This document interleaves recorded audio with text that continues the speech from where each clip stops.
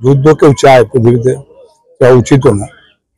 আমার কাছে একটা খুব ইন্টারেস্টিং কথা বলি, যেটা আমি দেখলাম কেউ বলেনি বা পড়েনি, মানে পড়িও নি আমি, মানে এটা একদম সেপারেট কথা। সেটা হচ্ছে পারমাণবিক অস্ত্র ব্যবহার করবে বলছে পাকিস্তান। এটা শুধুমাত্র আস্ফালনই হবে, কারণ পৃথিবীর কোনো দেশ চাইবে না যে পারমাণবিক বোমা কেউ মারে। কারণ যদি একজন মারে তাহলে আমাদের আছে 170টা, ওদের আছে 140টা, ওদের আছে 600টা, ওদের আছে 15,000। তো তাতে কি হবে, পৃথিবীটা থাকবে না, ফুস করে একদিন হাওয়া হয়ে যাবে, ভ্যানিশ করে যাবে। সেইটা পৃথিবীর কেউ চাইবে না অবভিয়াসলি।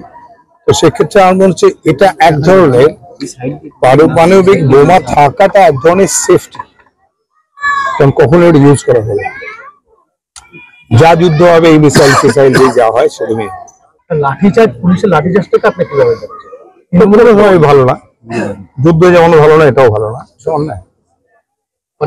একজনের শিক্ষক নিশ্চয়ই যোগ্য অযোগ্যটা ভাগ হইতে পারলে তবে এটা সলিউশন হবে, সবাই জানে।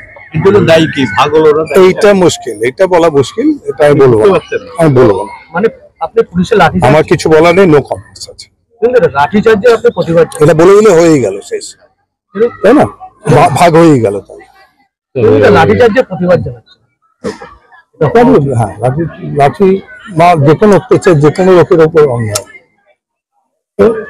এটা বলতেই হবে। এটা না হলেই ভালো হতো।